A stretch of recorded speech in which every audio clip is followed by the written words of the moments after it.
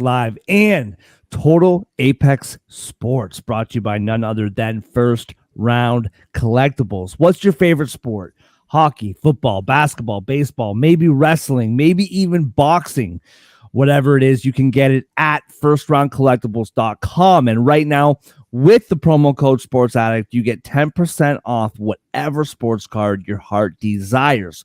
They still have sales items left over from December, up to 50% off. And with that promo code, not only do you get 10% off of regular price items, but also on these sales items. Go to firstroundcollectibles.com today to find your heroes. That's the number one, STRoundcollectibles.com. First Round Collectibles, sports cards for sports fans. Yeah. Let's go. We just gotta go hard. I go the hardest. I bring the pain. Not what you used to. It's all part of the game. Yeah, I just gotta go hard. I just gotta go hard. Go hard. Yeah. Oh yeah, the beast back. Adrenaline pumping through my veins. Can't relax. Original. I am not the same as these cats. I sting them if they... And welcome, Pucks Across Borders on a Tuesday morning, live on Sports Addict Live and Total Apex Sports, brought to you by First Round Collectibles. I am Mark Sauter, and I am here with the one and only. You read his work about the NFL on Gridiron Heroics. You read his work on Winners and Whiners. You see him talk about the NFL, the NBA, college hoops, college football. He talks about it all. Andre on Total Apex Sports, may I add. Andre, how you feeling on a Tuesday morning, man? Tough night for our boys, but hey, we move on. The sun's still up, kind of. Yeah, tough night for our boys. They could be in worse spots. Pretty comfortably in the playoffs, so I can't complain too much. She can't either. We'll be back. Yeah, we'll be back. I got lots to say about that game, but I'm going to save it. We got lots of other stuff to get to this morning, and we will get to Lindy Ruff after our takeaways from last night, after our bad beats. The Devils are the first game on our slate tonight. 9 games in the NHL tonight, 6 last night, 52 games in total this week, which is a lot of hockey ramping up towards the playoffs. But first, listen, we got some negative stuff to get to this morning, all right? Now, but I'm going to start, and I mentioned this to you pre-show, I'm going to start with something that is negative, but it's more like lighthearted negative. I think, oh, there we go. Let there be light. It's a bit more like lighthearted negative. I listen to NHL Network Radio every morning. They got a great program, Morning Skate. They go through last night's games and whatever. They got a great stuff going on that channel, Sirius XM. And I notice something every morning that I do not notice in Canadian markets at all. And I don't know if it's hockey's a regional sport in the States or what the deal is. But after the games, if the home team wins, they love to interview the star player of that game, not the star player in general, but of that specific game, in front of the live fans. And I don't know, man, maybe I'm just being a negative Nancy here, but it drives me crazy because they always ask, they do like, big goal tonight, blah, blah, blah. But then inevitably, they always ask, what does it mean to get that goal in front of your fans? What do the fans mean to your shutout tonight? And it's like, it's always like, oh, like the fans, we love the fans. And I have no doubt that they love the fans. But when you ask somebody a question in front of about the 18,000 people who are watching you, what are they going to say? Like, it's just a popcorn question that you're setting up. Like, actually, the 18,000 fans had nothing to do with my goal tonight. I had a great play, and my teammates passed me the puck, and they had nothing to do with it. Like, what are they going to say? You know what I mean? It's always like, what do they mean to these fans? And the fans are all, woo! Like, I don't know. Maybe I'm just being petty, but it drives me crazy. I can't stand it. And it doesn't happen up here just because hockey's all we care about up here, but I don't know. Does it bother you the same way it bothers me, or am I just being petty? I don't know if it really bothers me, but they're definitely sending them up. They're like putting them on a tee almost. It's kind of manufactured. And it happens in the NBA too. It happens in MLB, especially after like walk-off wins and stuff. It's a thing. It's weird. I don't know. Just let them praise the fans naturally. Don't just throw in like, how about those fans? And they're like, that's the world. And then everyone starts cheering for them. And yeah, I know. Well, I can't. I'm blanking now. I shouldn't remember this, but the goalie for the Avalanche last night, rookie goalie, got back-to-back shutouts, and it's like, what do these fans have to do with your back-to-back shutouts? And it's like nothing. Like, I'm glad they're here and I appreciate them, but like, my boys played well in front of me, and I made some big saves. Like, my fans, like, they didn't do anything to. They had nothing to do with my shutout. What do you expect? But obviously, it's like, oh, everything. They had everything to do with it. And it's like, I don't know. I don't know if it's everything. But anyway, that's just some lighthearted negativity that grinds my gears. And I've been meaning to bring this up for weeks because I hear it every morning, and I just keep forgetting to. But this morning, it's fresh on my mind. All right, let's move on to the takeaways from last night. Why don't you get us started, man? What's your takeaway from last night? It's got to be Vegas. 6-3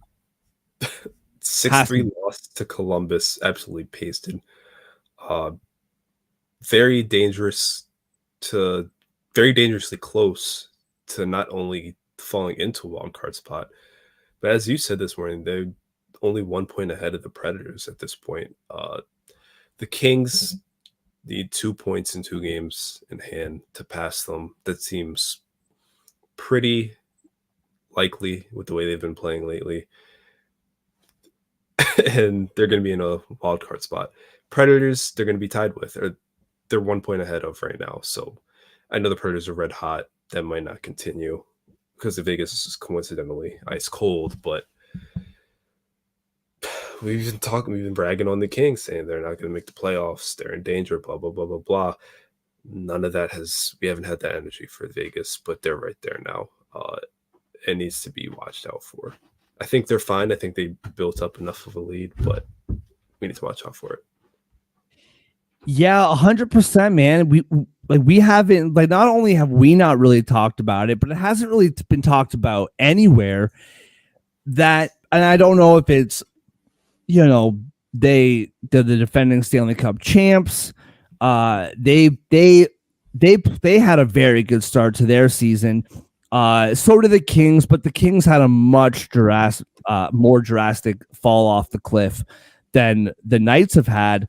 But like you said, man, 73 points now, 3 points back of Edmonton. The way the Oilers are playing, that seems like they're probably, I know 3 points isn't a lot, but it seems like they're probably gone. The Oilers have 3 games in hand on Vegas. But yeah, dude, if the Kings and Nashville both win tonight, Kings are playing Vancouver. Nashville is playing, I had this in my brain. They're playing Montreal. So I think Nashville at least is going to win tonight.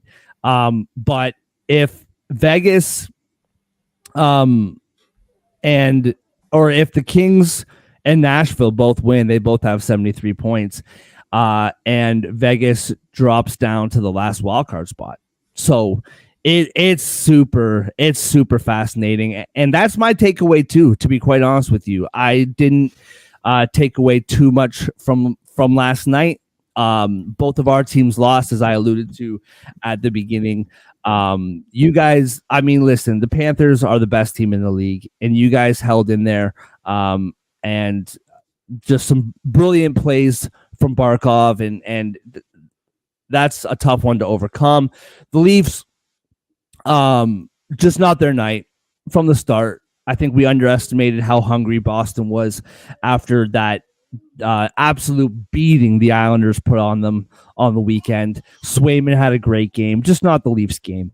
But yeah, dude, that's my takeaway too. Just Vegas. Like, I are they gonna miss the playoffs? I don't think so, but they better smarten up, man, because St. Louis, I feel like the teams in the playoffs that are in right now, I feel like this is what we're gonna see.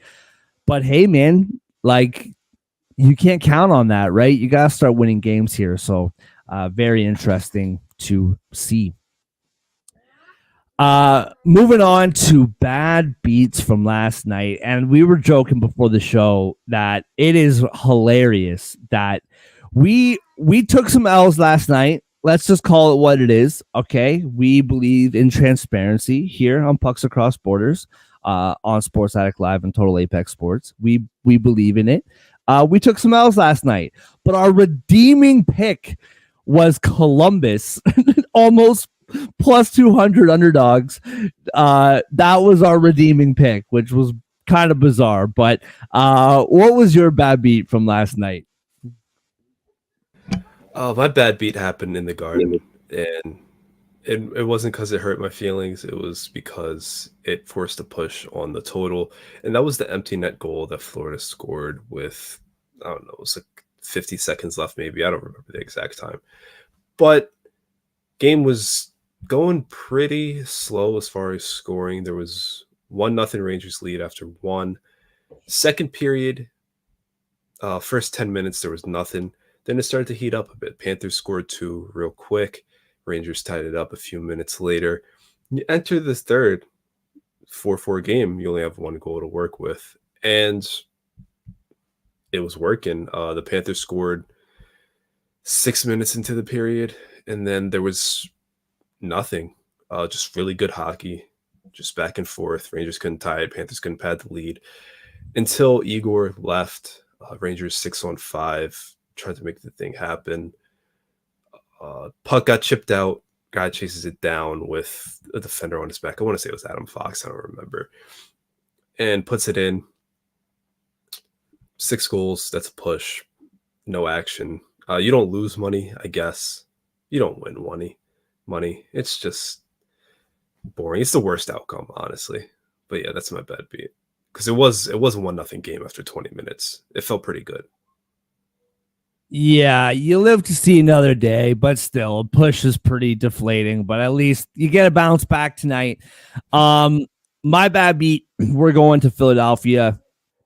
By the way, we're a hockey show, but as a Philadelphia Eagles fan, I know you don't like mentioning their names, but shout out to Jason Kelce retiring yesterday after a legendary career, first ballot Hall of Famer, just a terrific player, terrific guy, embodies Philadelphia right down to the core. So shout out to him retiring yesterday after 13 years in the NFL.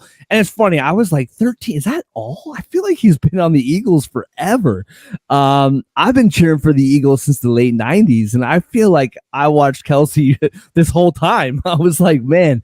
But anyway, shout out to him. And they acknowledged and celebrated him at the Philadelphia game last night, home against the St. Louis Blues. Blues winning in overtime. My pick was the 60-minute line. So, yes, the 60-minute line didn't hit. Even if the Flyers won in overtime or the shootout, my bet would have lost. Flyers 41 shots to the Blues 25. Now, Samuel Ersson had a great game. He played terrific, but Biddington stood on his head.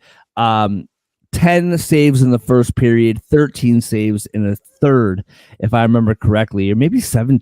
Yeah, 13 in the third. Regardless, 17 in the third. I don't know. Regardless, Biddington had a terrific game last night.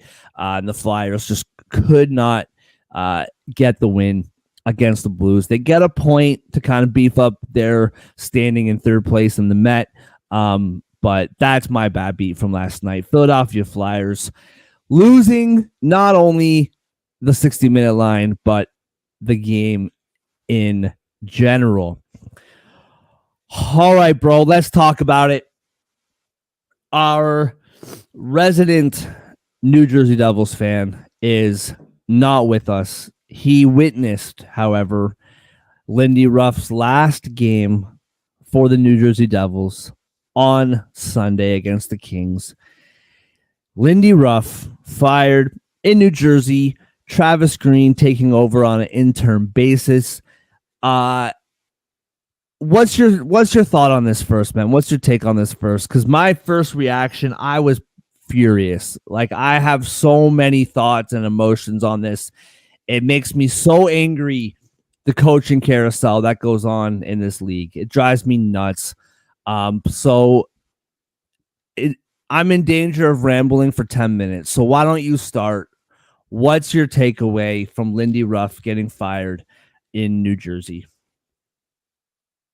Well, I think the timing of it is the worst possible. I mean, this team has 21 games left. You're going to throw some guy behind the bench. Travis Green, I believe, is the interim head coach. They're going to throw him behind the bench and say, hey, try to get on a heater in the final quarter of the season. No pressure. We still don't have a true starting goalie. We still don't have a solidified D pair in the back end. But, we're trying to make the playoffs. Here you go. Awful timing. Look what the Oilers did. Look what the Kings did. Do not look at what the Senators did, even though they fit the mold. Look what the Blues did.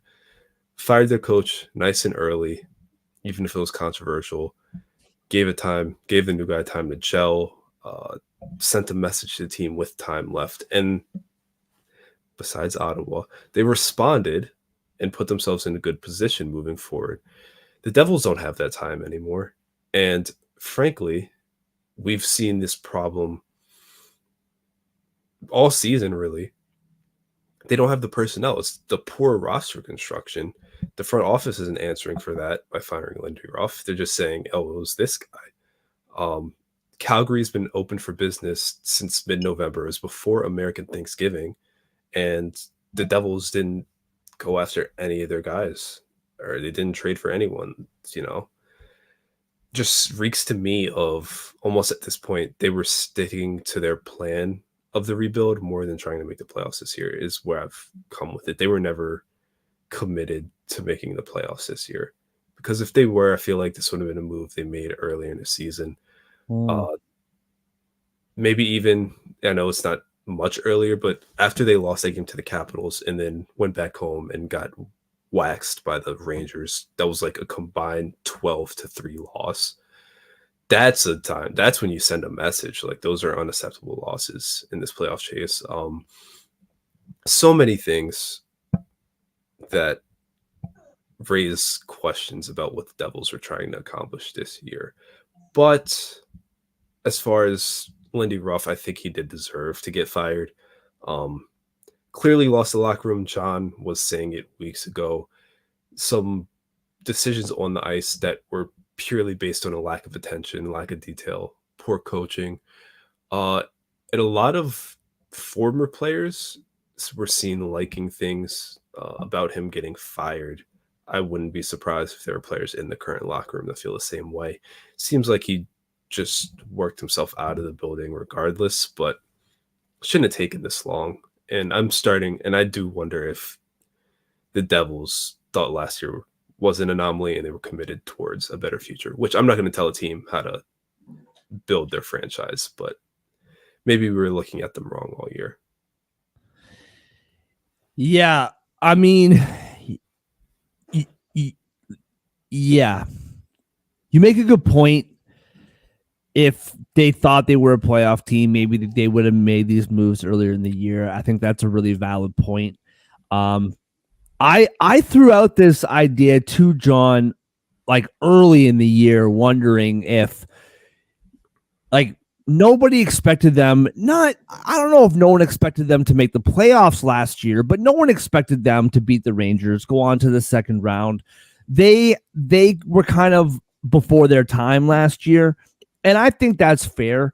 I think there were expectations, at least from the media and the fans, that they were going to kind of bounce back this year, have another good season, get back to the postseason. I did throw this idea out to John earlier in the season about maybe last year was an anomaly and this is just kind of who they are. And that's fine. I guess where I get really heated about this, and again, like, it means nothing to me. I'm not a Devils fan. It's not my money. But what frustrates me is you knew that this goaltending was not going to work. That was your issue last year. It's been your issue all year this year. I know John said last night on the chat that Schmidt was supposed to take a step, but it's like, okay, like, you're relying on this goalie to make a step. Like, I don't know. It's been the same frustration with the Leafs here. Is you have this really talented team and you're trusting these goaltenders who haven't done anything to take them to the promised land. And it's really frustrating. You knew that you needed goaltending all year long. I mean, Dougie Hamilton got hurt early in the year. What, like November, December?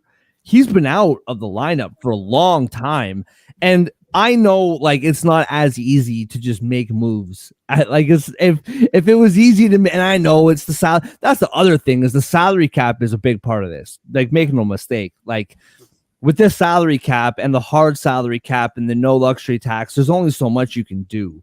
I know that the cap is going up and the cap didn't go up quicker because of COVID and all this stuff, but it's just really frustrating to me where you've had the exact same issues on this team all year long.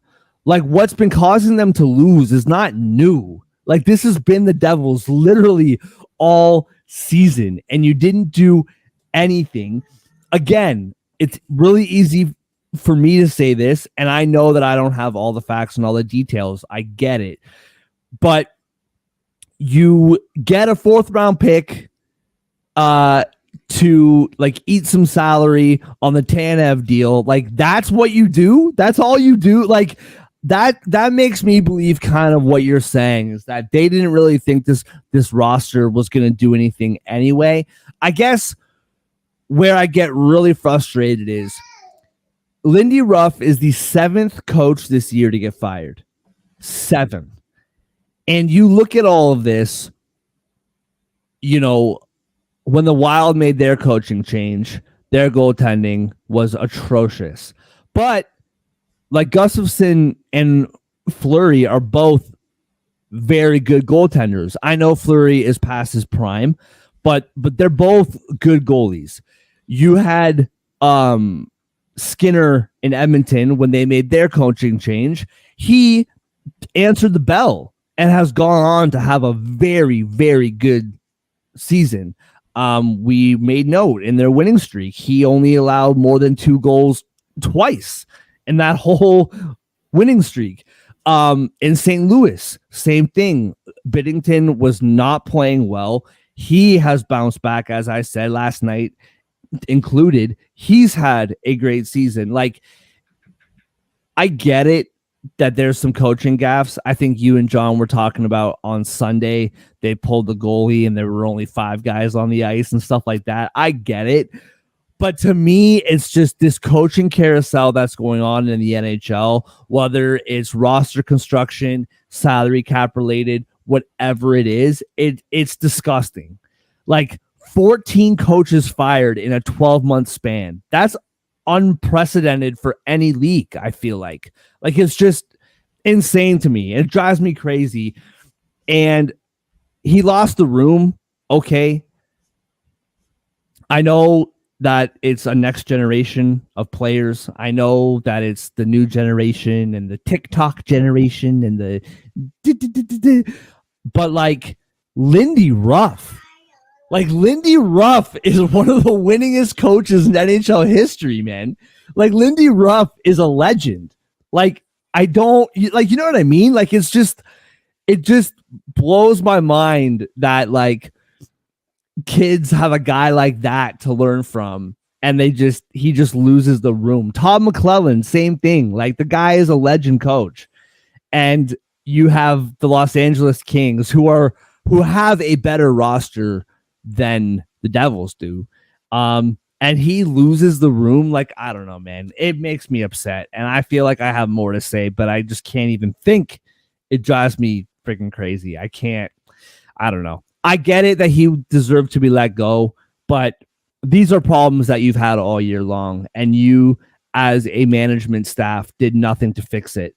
And like I said, and like you said, like, we know it's harder than I'm making it seem. I get it that it's not as simple as it sounds. But like Andre, we love our boy John. We were nice, but we could see this coming a mile away. Like, this has been coming all year long, at least since American Thanksgiving. So I don't know. Do you have anything else to add? Been in limbo since like December. I mean, Jack Hughes missed time. Agreed. Yeah. Dougie Hamilton missed time. Timo Meyer wasn't playing well. Jesper Bratt wasn't playing well. Nico Hischier wasn't playing that well. And what did they do? Absolutely nothing. And they treaded water through that somehow. Yep. And then didn't decide, hey, like, we're still alive. We survived our best player missing time. Let's go out there. Let's complete the team. Let's fight for a Stanley Cup. No, just nothing. Yeah. Just hoping Jack Hughes comes back. They score 6 goals every night. Only allow 4, and it works out for them. Yeah, and I mean, I think you made the good point too. Like, they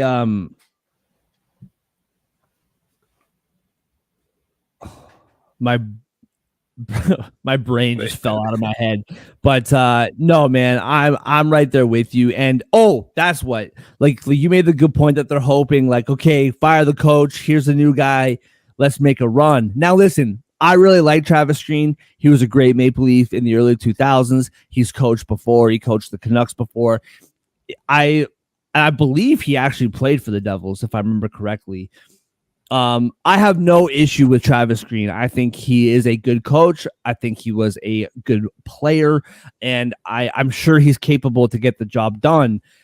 To me, it just sucks. Like, if this team does respond and make a run, it's just like this guy. And listen, Lindy Ruff has been a coach for a long time.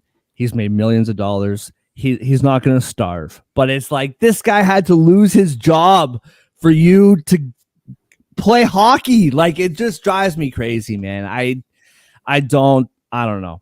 It just bothers me. But you know what? Instead of just talking about them negatively with regards to the coach, let's talk about them negatively with regards to this game tonight. Starting off the 9-game slate, the New Jersey Devils home, new coach, new team, new week.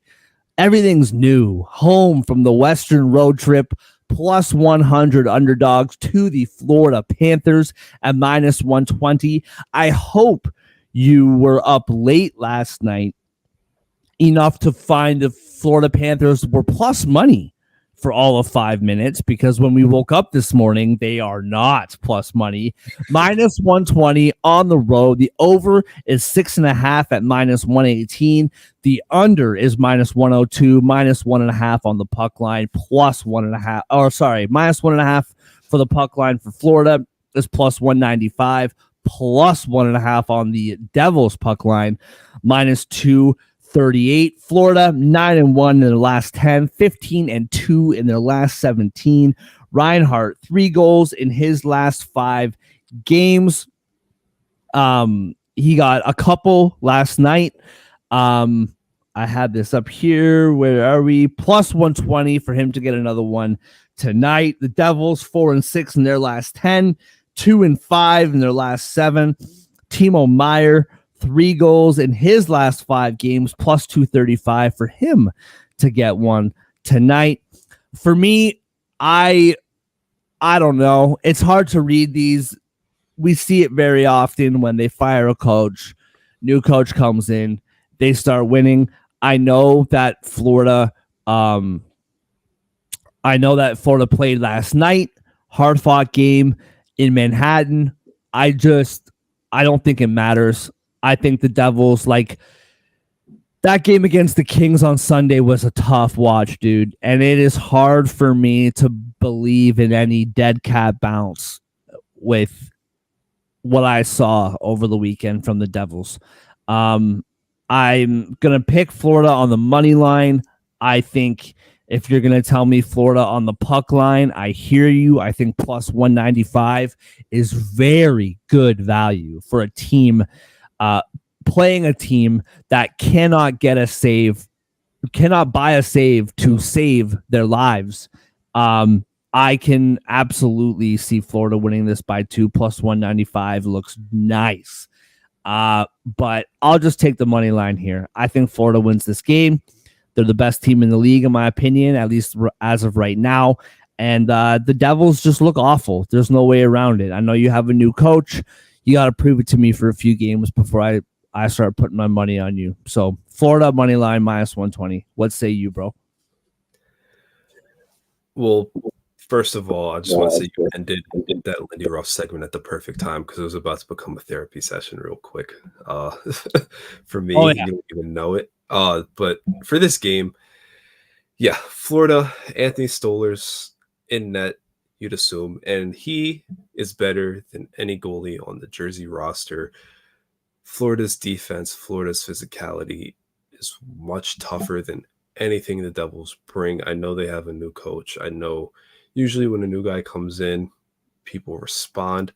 I know the Devils went to Florida and won 4-1 in January. But they also hosted the Panthers earlier this season, lost 4-3. I'm overdue for a petty pick, but it's not going to be this one. The Panthers defense, their goaltending on an absolute tear right now. They're going to hold the Devils to 2 or 3 goals. And that's going to be plenty because, like we said, they still have glaring holes in their roster defensively and in net. And they can't stop pucks. They're 31st in save percentage, like you said. And you can't win like that. Definitely not against the Panthers. So I'm going to take Florida minus 120. I would take the 60-minute line. I would take the puck line. I know it's the back-to-back, but I doubt they even traveled. They probably stayed in the same hotel. It's a 10-mile trip. So I don't know. Like, I would take the over. I think Florida's going to have enough goals. I think Florida's going to have like 4 or 5 goals in them. Devils 2. That's 7 right there. So I'm taking the over. But this has to be a Panthers win, right? Like, it just, the odds are so nice at minus 120. You don't have to juice them up. Yeah, and I mean, you know, penalty shot by Jack Hughes with 2 seconds left in that game on Friday night against the Ducks, and you could just see it all over his face. Like, they know what's up here, man. I don't, you know, who knows if the Devils think that they can make a run now or what, but the players seem absolutely dejected. And yeah, I'll just say this one last time. Coaches like Lindy Ruff getting fired, coaches like Todd McClellan getting fired. Shame on the players, in my opinion, dude. Maybe that's super harsh. Who am I? I'm sitting in my walkout basement apartment talking about the NHL every day. Like, who am I to say this? But come on. Like, you guys are that it's just, I don't know. It frustrates me. But let's put a nail in this call. I was really hoping that I would see John pop up in the waiting room. I would love to hear what he has to say about this. We texted about it yesterday, but say la vie. Let's close the door on one team that is going to miss the playoffs, and let's open the door to another team who is also extremely disappointing, and they're more than likely going to miss the playoffs as the Columbus Blue Jackets go into Pittsburgh.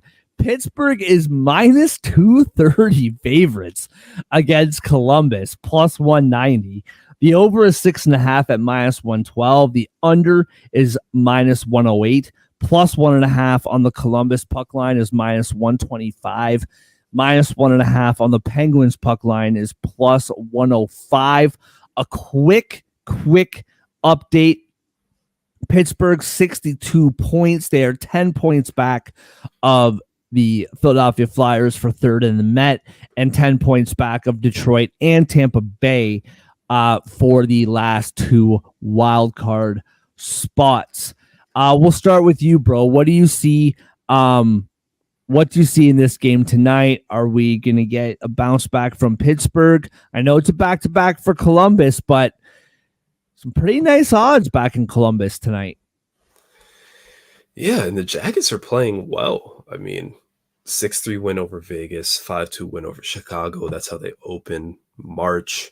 Before that, 2-4 loss at home to Carolina. The game was closer than 2-4. Empty netter was the reason it ended up that way. Kind of had a rough night in the Garden, but the game before that, they beat the Rangers 4-2. So, I mean, for the last 5 games against playoff teams, they won 3 of them. They fought really hard in one of the losses. This is a Jackets team on the rise. But the second half of a back-to-back, going to Pittsburgh, this Penguins team beat them 5-3 already in this season, the only time they met. And I think the tired legs factor really is the biggest thing for me because they had to travel. They're going to give Pittsburgh a chance to skate with them. And the Penguins obviously need this game. This is the crossroads of crossroads in the NHL right now. They're on home ice. PPG Paints Arena is hard to play in. I think it's the Penguins -1.5. If not for the reason that they're the better team and the more desperate team, it just has to be for the sake of their season, for the sake of trying to give Crosby one last shot at winning a cup. So I'm taking Pittsburgh -1.5. I think this is they beat them once by multiple goals. I think they can do it again. Yeah. First of all, shout out to Alex Nylander, traded by the Pittsburgh Penguins, scoring a hat trick last night, 4 goals in his last 5 games. Where was it here? 15 shots over his last 5 games. 4 shots the other night, 2 shots, 4 shots, 5 shots. I cannot see his shot prop up here on DraftKings, but I would look out for it because who knew? Alex Nylander, Willie's little brother, coming up big. Anyway, I move on. I think I'm right there with you, man. I think the tempting pick here is Columbus. Big win last night. Big win against your Rangers a week ago. Beating some good teams. Watching that, like Pittsburgh, they're up 3-1 against Calgary on Saturday, like we talked about yesterday. Then they just get pumped by the Oilers, like just destroyed. And Crosby's presser in the dressing room after the game, they're asking him, like, is the overall picture starting to settle in? And he wasn't having it, man. He's just like, I don't know what picture you're talking about. We need 2 points. Blah, blah, whatever. Crosby is not having it right now. I see him having a game. We've talked about it all year, man. He's been phenomenal. I see him having a game. Shot prop, goal prop. I see Crosby going off tonight. And I like the -1.5 as well. I think Pittsburgh responds. They have good goaltending, not great, but they have good goaltending. They got good players on this roster still. We've talked about it. They're older, they're slower, but they have been underperforming. There's no way around it. And I do see them stepping up tonight with a win by 2 or more, -1.5, +105. I'm right there with you. The only thing, if you're feeling Columbus a little bit, the only thing I would say in favor of a Columbus money line in this 2-game winning streak that the Blue Jackets have, 11 goals in their last 2 games. The last 3 games for Pittsburgh, they've allowed 10. So, Doing something it to again. think about. Yeah, something to think about. But I also do like Pittsburgh -1.5. I think they bounce back. All right, let's move on to Boston hosting the Edmonton Oilers. Boston +105 underdogs at home. Edmonton -125 on the road, -1.5 for Edmonton's +195, +1.5 for Boston is -238. The over is 6 at -118, and the under is -102. Boston, big win last night. As I mentioned earlier, I think we underestimated just how much the Islanders destroyed them on the weekend. Boston's still a very good team, been slipping a lot lately. Boston 4-2-4 in their last 10 games. Oilers 6-3-1 in their last 10, 4-game winning streak. They kind of were middling a little bit after that winning streak, but now you look up and they've won 4 in a row again. Hyman, 7 goals for Hyman in his last 5 games. For him to score tonight is +115. I think Boston bounced back last night. There's no doubt about it. But you know what? Vegas was having a really tough time. They went to Toronto, blew their doors off, and then started sucking again right after. Boston having a tough time, went to Toronto, blew their doors off. I don't think they're going to suck tonight, but I think Edmonton wins this game. I like the money line. I'm not going to go too crazy. You can talk me into -1.5 +195. You can talk me into that for sure, but I do think that Boston or that the Oilers win tonight. I'm okay with taking the juice at -125. I like a Hyman goal at +115. That guy is just picking up the scraps every game around the net, man. It's remarkable.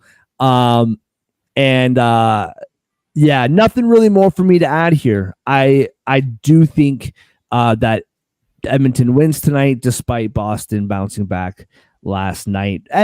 Listen, man, like Edmonton, you just watch them play, and they're just a really crisp team, man. They don't give you a lot of room.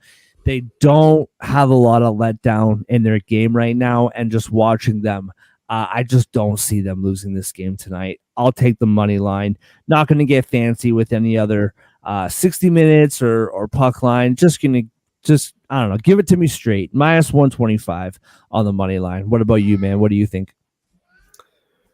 Yeah, this is kind of like the Florida game where the odds are good enough. You can just take the money line. And the Bruins love overtime. So why would I even risk the chances of them either falling apart or staging a comeback to get that extra 5 minutes before they lose? I'm not falling for it again. Not this time, Boston. So Bruins, like you said, they played well yesterday. Give them credit. Do have a great goalie in that again. But the Oilers can score on anybody, and the Oilers will have fresher legs if you're talking about the skaters. And the Oilers are just playing better hockey right now. I don't care that they're on the East Coast now. 2 of the best players in the world. Zach Hyman's a 40-goal scorer. Yeah, high scoring game for sure. But I like the Oilers -125 with that over. We're agreeing a lot today, bro. I don't know. Yeah, I don't know how much I love that, but that's all right. I mean, it's inevitable. John's not here, so there's nobody to disagree with. So, but anyway, moving on. Poor guy. It's not like he left yesterday. We're still giving him a hard time, but that's okay. Moving on.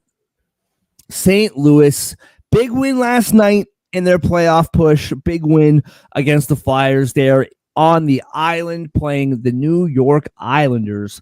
-175 are the Islanders at home. +145 are the Blues on the road. +1.5 on the puck line is -175.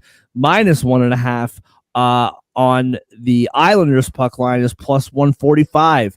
The over is 6 at -112, and the under is -108. That's a little weird. Is that just laziness from the odds maker? The Islanders money line 175. The Blues puck line 175. The Islanders puck line plus 145. The Blues puck or money line 145. But regardless, those are the odds. Andre, what do you think about this game tonight, man? Yeah, Vegas flipped them, just hoping we wouldn't notice. Yeah. Two teams on. Well, I guess the Blues have only won 2 in a row. I'm jumping the gun a little bit. Islanders on a 3-game winning streak. Start a West Coast road trip after this one. So, oh yes, NCAA tournament time. So they're going to try to leave UBS on a high note. They've been playing well, kind of getting things back together. I don't think they're going to do that though. The Blues goaltending past 2 games held the Wild to 1, held the Flyers to 1. On the road again, they're going to be on the East Coast until next Monday. And I think they're going to do pretty well on this trip. I think this is going to be a dub for them. I think they're back on track. They obviously have to keep up in the wild card race. You can argue the same thing for the Islanders, but I don't think the Islanders are as committed to it. I think the Islanders have showed a lot more glaring holes this season. Mediocre 5-5 defense, mediocre 5-5 offense, worst penalty kill in the NHL. I don't see them having a productive offensive day, and I think this is one of the few times where the Blues power play can light the lamp for them, get them going offensively. So I'm going to take the Blues to pull off the upset on Long Island. I thought that this would be the game where we started going our separate ways, but I'm right there with you, man. Blues money line. I completely agree with you. I think that game last night, hard fought game. According to the shot total, maybe a game that they should have lost, but they found a way to win it. The Blues were not looking good as of a couple of weeks ago. 2-game winning streak, 4-5-1 in their last 10, bouncing back. I also see them winning tonight, man. Now, that being said, I really felt like as of like a week and a half ago, that Patrick Waugh joining that team, it wasn't going to matter. And the Islanders have been playing much better hockey. There's no way around it. Like we talked about already, beating the brakes off of Boston 5-1 on Saturday. They're playing much better hockey. I just think this is a natural letdown spot. Much like Boston after an awful game, bounced back last night. I see the opposite happening. I think that game against Boston was a huge, huge high for the Islanders, and I think that the Blues are going to kind of catch them off guard tonight, and I think that the Blues win this game. I like the money line. On the Islanders side of things, though, Nelson 4 goals in his last 5 games. He is plus 130 to get a goal tonight. I do like that. I'm just looking here. Where was it? I can't find first period. Oh, here we go. First period goals. Where? I'm really dropping the ball here on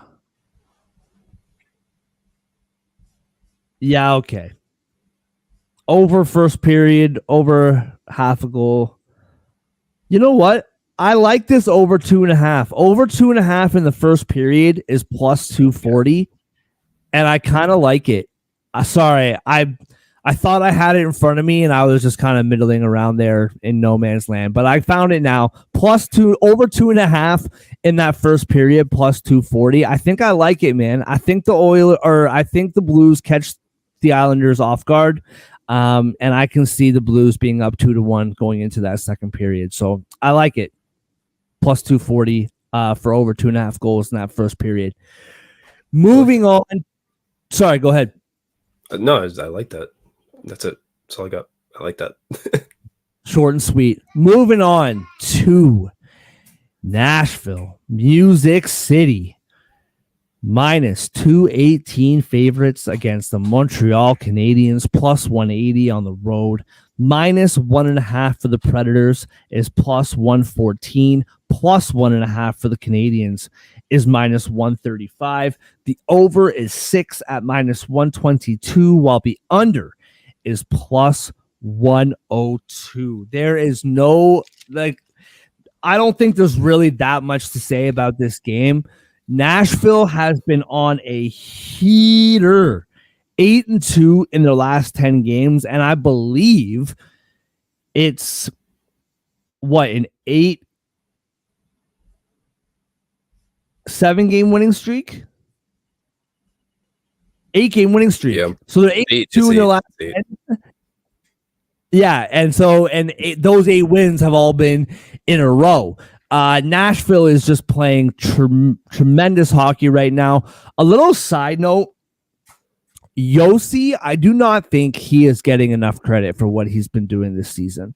When we talk about the Norris Trophy, we talk about Quinn Hughes, we talk about Cale Makar, and rightfully so. But Roman Yossi has just been having a phenomenal season. He has 19 shots in his last 5 games. For him to get over 3.5 shots tonight is minus 104. He's averaging just below 4 shots a game in his last 5. Over 3.5 for him is minus 105. So a little dark horse bet that I wasn't planning on making this morning, but I really do like that bet. Cole Caulfield, over 3.5 shots for him is minus 130. He has 17 in his last 5. I like that as well. As far as the game, it's my apologies. One more. Forsberg, 23 shots in his last 5 games, averaging just below 5 shots a game. 5 shots for him tonight is plus 155. So those are my favorite props in this game. To talk about the game itself, Nashville minus 1.5. I don't think this is the stretch here. I think it might be a bit of a trap game. They've been beating some good teams, Nashville has, and Montreal is not that. But I just think this team is playing so well right now. They're solidifying their spot in the playoffs with every game that they play. Montreal has been on a downward trend for the better part of this 2024. And I see Nashville winning minus 1.5. You're not getting a lot of value with them in the money line. No, you're not getting any value with them in the money line. You're not getting a lot of value with them on the 60-minute line. I trust minus 1.5 here at plus 114. S.O.S has been playing phenomenal. Their defense has been super tight. They're scoring a bunch of goals right now. That's one thing that's, we've asked ourselves all year is, where is this team going to get goal scoring? And they're scoring a ton. I think that's the part that might be the most surprising. It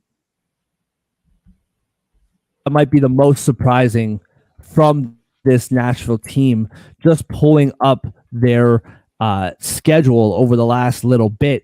5 goals against Colorado, 6 goals against Minnesota, 4 goals against Ottawa, 4 goals against Anaheim, San Jose Kings, 5 goals against Vegas and St. Louis. They're scoring a ton right now. And so I like the over. I think I can absolutely see this game being 5-2, 6-2, maybe 6-3. But that's what I got. So give me the over 6 at minus 122 and give me Nashville minus 1.5. What say you, bro? Yeah, short and sweet. Nashville 8-game winning streak. Every single win by at least 8 goals. Only one team scored more than 2 goals against Nashville in that time. It was Vegas with 3. They scored at least 4 goals in every single one of those wins. I have the Nashville puck line all the way. What might end up being my lock of the day is Roman Yossi picking up an assist. That's minus 120. Ooh. He had 2 assists in Montreal in December. That was a 2-1 game, so he got an assist on both points. 10 Yes. February games, he had 10 assists. Uh, Saturday against the Avalanche, he had an assist. He has 4 assists in his last 3 games played. He's only gone 3 games without an assist since February started. And going back to January, he had 14 assists, only 3 games without an assist that month. It's been on a tear, and this offense is hot. They're facing a Montreal team that's given up 4 goals in 4 of their last 5 games. It's 26th in goals against average, 30th on the PK. I like Roman Josi picking up an assist here. I've also looked at, Canadians under 2.5 goals is minus 130. Nashville over 3.5 is minus 130. Philip Forsberg, anytime goal scorers, plus 115. But Yep. nothing gripped me like Roman Josi, minus 120 for an assist. That's going on the bet slip tonight. Dude, I absolutely love that. And let's keep giving Yossi some love. I mean, 15 goals, 46 assists, 61 points in 62 games, plus 11, 24 power play points. Like, just somebody who has just gone under the radar and had a phenomenal season. And like I said, man, like, rightfully so. We talk about Cale Makar, we talk about Quinn Hughes, and those two guys are phenomenal, and they're flashy, and they're spinoramas, and they're always doing something crazy. But Roman Josi back there, man, just steady and getting it done. Point a game player. I'm right there with you, man. I absolutely love it. Roman Josi. Didn't wake up this morning thinking we're gonna praise Roman Josi for 5 minutes, but I absolutely love it. All right. Moving on to not the game of the night by any stretch, but a game that I'm actually pretty looking forward to watching. Seattle plus 150 on the road in Winnipeg minus 180. Winnipeg minus 1.5 is plus 150, plus 1.5 for the Kraken minus 180. The over is 5.5 at minus 105, and the under is minus 115. Seattle 6-3-1 in their last 10 games. Big win last night in Calgary. They now have 65 points, tied with Calgary with 65 points. They are 7 points back of the wild card spot. I think last night was a good win, hard-fought victory, and I think they get their doors blown off tonight. I think Winnipeg wins big. Minus 1.5 at plus 150. Winnipeg, we were getting a little bit concerned with Winnipeg a little bit there for a while. Not playing phenomenal, slipping off a little bit. While they're 8-2 in their last 10 now, they quickly righted the ship. Connor, 4 goals in his last 5 games. Monahan, 3 goals in his last 5 games. Connor's plus 150 and Monahan's plus 230. So I like both those guys to score tonight.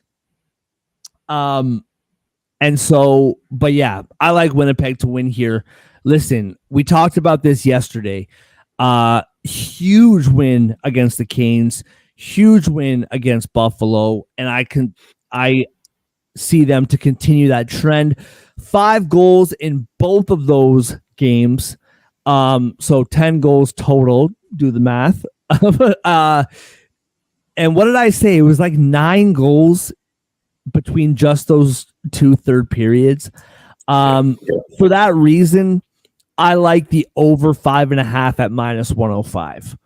I think that they continue to score big. Really good goaltending performance last night in Seattle. I don't think that continues tonight. So give me Winnipeg minus 1.5 at plus 150 and give me the over 5.5 at minus 105. What about you, bro? Yeah, the Kraken, they're playing well. I kind of want to climb back to this wild card race, maybe make the playoffs. But the Jets have found the runway, and so to speak, they're 9-2 in their last 11. Huge third period in Carolina to climb back from 3-0 down to win 5-3. Followed that up with the Buffalo game where they scored 5 goals, won 5-2. That was back-to-back in Riley one day, in Buffalo the next. Those are not 2 places that are close to each other. And they won both games by multiple goals.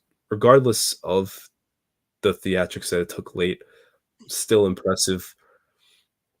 Now the front end of a back-to-back with this Kraken team that is not doing. They had a good game yesterday. They're in the second half of back themselves. They're not doing well offensively for this season. Against the Jets, it's a nightmare matchup, you would think, especially in Winnipeg. I can't see this Kraken team scoring more than 2 goals in this game. And that should be enough for the Jets to win by multiple. So I'm going to take the Jets minus 1.5. Also, unlike you, and this is going to be risky, it's not a lot of room for error, I'm going to take the under. I see this like 3-1, 4-1 Jets win. Just sneaking under that 5.5. Okay. That might be the first thing that we've disagreed on all morning. Probably for the best. Probably for the best. Love it. All right. Moving on to Arizona hosting the Chicago Blackhawks. Oh, man. I feel bad. I mean, I feel bad for the Coyotes too, but at least the Coyotes had a little bit of hope going into the new year. This Blackhawks team, this has been a long year, a tough year. We knew it was coming, but it has been as bad as advertised. Arizona, when Arizona is a minus 238 favorite against you, that's just rock bottom. Chicago plus 195 on the road. Minus 1.5 for the Coyotes is plus 110. Plus 1.5 for Chicago is minus 130. The over is 6 at minus 110. The under is minus 110. What do you have for this game, man? Who knows? Who knows? Hey, the Yotes are back. Consecutive games with a win, consecutive games with 5 goals. Yeah. You're back home. Oh, they got to be buzzing right now. Back in Tempe, Arizona State, I should say. I guess it's not their home. And the Blackhawks got absolutely destroyed in Denver last night. 5-0 loss. Game before that, 5-2 loss to Columbus at home. Game before that, 5-0 loss to the Avs. These teams have met before this season. It was way back in October, but Arizona won 8-1. I believe that game was in Mullet. So, with all of those 5s I just threw out recently, if you like Arizona to score 5 goals again, over 4.5 for them, plus 175. Just looking straight at the game, though, this has Yotes puck line written all over it. This has over written all over it. That's pretty much all I got for this one. Yeah, I mean, you said it, man. I mean, you talked about the 15 goals allowed in 3 games. They've only scored 2 goals in the last 3 games. I want to stay away from the total just because who knows what Chicago's going to do offensively in this one, man. But I'm right there with you. Arizona minus 1.5. They're back. I wish they were back sooner because we all know how much I love to root for that team. Professional hockey players playing in my backyard, basically. You might as well. And so rooting for that team, but minus 1.5. I'm right there with you. Nothing much more for me to say. You should see my notebook, dude. I got notes all over the place. And for this game, I have each team's record in the last 10, and that's about it. Nothing really to add here. I will say Connor Bedard not doing a whole heck of a lot since he came back. Has not scored in a couple weeks. Plus 155 for him to get a goal tonight. That's going to change eventually. So if Chicago gets a goal, I'm going to assume it's by Connor Bedard. All right, 2 games left on the slate tonight. Bro, good for us, man. We're flying through this. The Vancouver Canucks on the road. A good bounce back win for them against the Ducks on the weekend. They are playing the Los Angeles Kings in Los Angeles. Minus 108 are the Kings at home. Minus 112 are the Canucks on the road. Over is 6 at plus 102, and the under is minus 122. Minus 1.5 on the Vancouver puck line, plus 220. plus 1.5. For the Kings is minus 270. Let's go right back to you, man. What do you see in this game tonight? Yeah, this I've been looking at this one all day. This is the toughest game for me to predict. And these teams met recently. The Kings went to Vancouver and put on a show, won 5-1. And while there's part of me that's like, yeah, Vancouver's going to get revenge. Like, they are the better team. That was embarrassing. The Kings have been worse at home this season. Another part of me is like, maybe the Kings have their number. They did win both the meetings in April last season, also by at least 3 goals. That was a home and home. The Kings are kind of playing well right now. They beat the Devils 5-1 a few days after that game. Like, maybe LA is just finding their groove again. We talked about how this LA team can go on a heater very quickly. And the Canucks were kind of struggling through late February. Good win in Anaheim, Orange County the other day. I think the Canucks struggles were real. I think they just out-talented a bad Ducks team, or just did enough of out-talenting a bad Canucks team. Because 2-1 isn't that impressive. I think the Kings are playing well. I think this is a game that the LA Kings come out on top again against the Canucks. I'm going to take the Kings money line at minus 108. Can't pay me to pick a total, though. I could see this going either way. Well,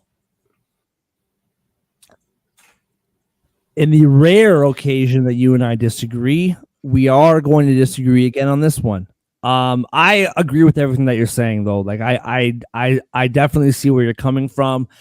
I think one thing for me, and once again, maybe it's because I'm in Canada and I hear this stuff all the time up here. I do think that Pettersson contract was really distracting. I think that was really looming over the city, over the team. Now that is done, like you said, they did just enough to beat the Ducks the day after the contract was signed. I think they do come out, and I do think they win this game. The Kings have been playing much better. You're absolutely right. 7-3 in their last 10. Canucks 4-5-1 in their last 10. Clearly one is better than the other, but I do think the Canucks bounce back, and I'm going to be extra bold here, and I think they win on the puck line. I'm seeing the total. I'm seeing a push 4-2, maybe 5-3, getting that over at plus money. I don't see it going under. I feel like it's a push or over. It's like right around there. But I like the Canucks tonight, man. Minus 1.5 at plus 220. I just think they've been really mediocre lately, man. And I think eventually, as we talked about, the Kings at home, 12, 10, and 6. If you take away the loser's point, they're well below 500 at home. And I think this is a perfect spot for Vancouver to bounce back. I know that Vancouver 19, 11, and 4 on the road. It's not like they're juggernauts on the road. But listen, the Kings went to your barn, laid a beat down, return the favor, and win this game by 2 goals or more at plus 220. Okay, last game on the slate tonight. Dallas is in San Jose. San Jose plus 310 underdogs on the road. Dallas minus 395. Few days after Dallas was like minus 690 favorites to win against San Jose at home, and they almost choked that game away. Over 6, minus 115. Under, minus 105. Minus 1.5 for Dallas is minus 155. Plus 1.5 for the Sharks is plus 130. Value-wise, I don't know if I trust a minus 2.5 play here. I don't know. I'd probably stay away from this game. I feel like, if anything, maybe Over 6. I don't know. I honestly don't know where to go in this game. I will say this. The Stars 4-3-3 in their last 10. They have scored. So remember how we were talking about the overs all year long with this team, how almost every game they play goes over. And you know how we were talking about how almost every single game they play, they score 4 or more goals. They have scored 4+ only once in their last 9 games. San Jose 1-7-2 in their last 10. They have allowed 4+ goals in 6 of their last 7. The one of that 7 that they did not allow 4 or more was against the Dallas Stars on Saturday. I don't know what any of that means, but I found it interesting. I do think Dallas bounces back here. I do think they find their scoring rhythm again.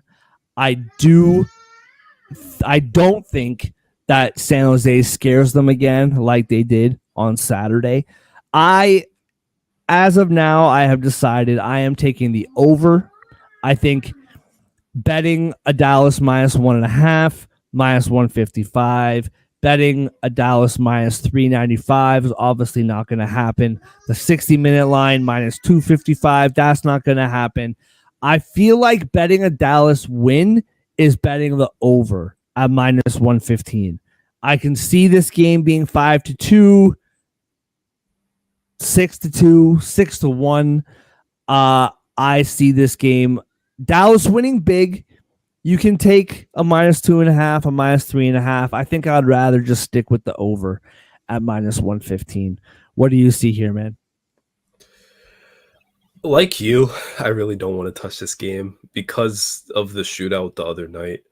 A game where, Dallas was kind of lucky to escape with 2 points in that one. If we're just going to be honest here, they were down entering the third. The shots were 28-23. It's not like, Martin Jones. I think Martin Jones, not Martin Jones. It was Magnus Krona was standing on his head.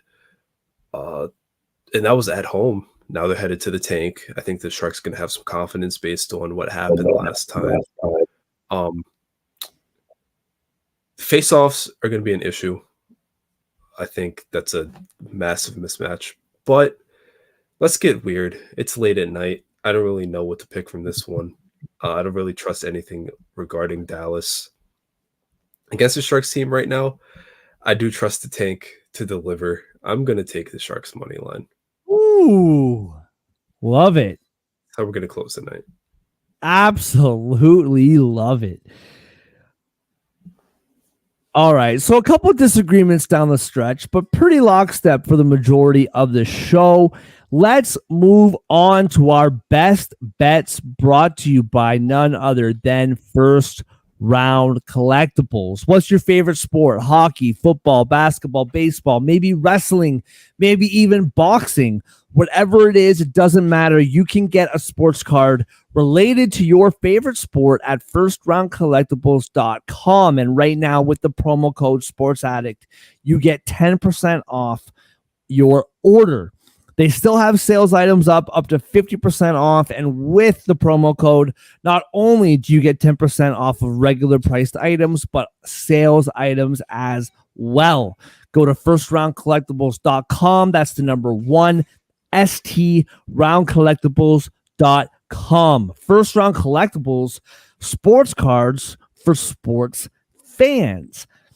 Now, I'm pretty sneaky guy. I usually throw over to you and John to pick your best bets first, so I have time to look. But you know what? I don't need time today, and I'm just going to jump right in here.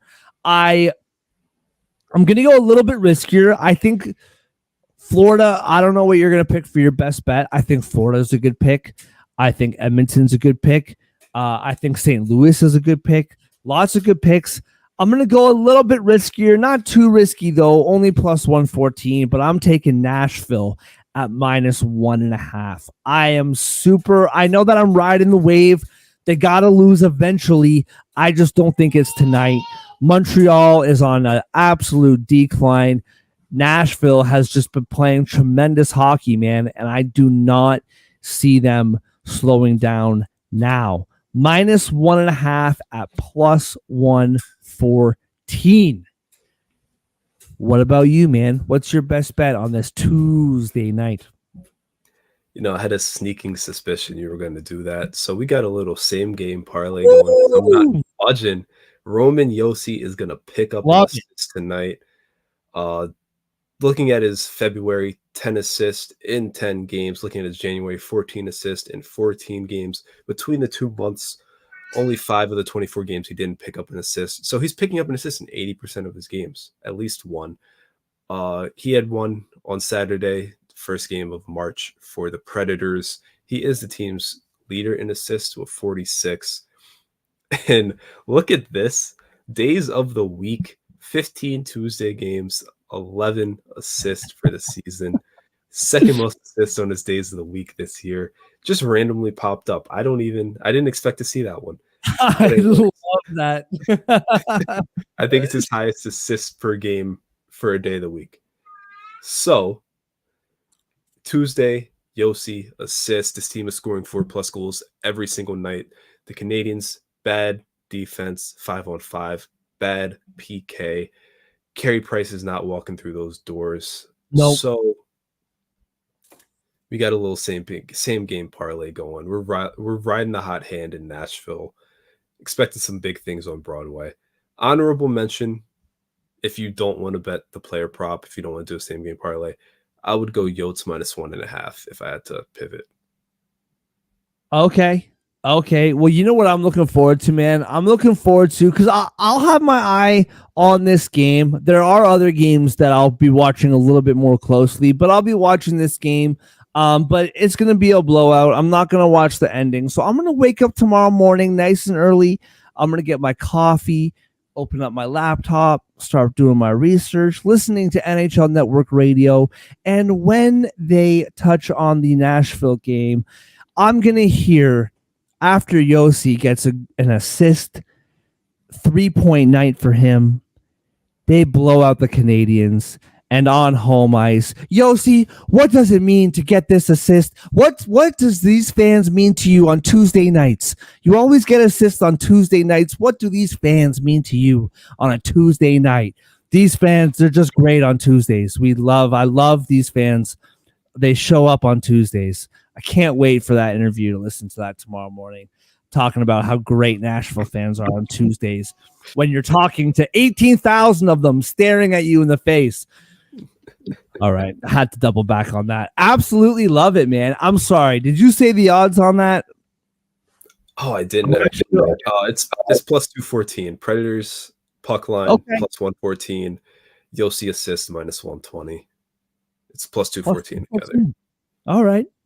Absolutely love it, man. Great stuff today. Absolutely great stuff. We flew through. Could you imagine an hour 17? If John was on this show, how long this show would have been? No offense, John, but that would have been something else. But everybody, thank you so much for watching. As always, whether you watch live later on in the day, it doesn't matter to us. We appreciate you. Thank you to Total Apex Sports for having us. Shout out to FirstRoundCollectibles.com. Promo code SportsAddict, 10% off. We will see you tomorrow.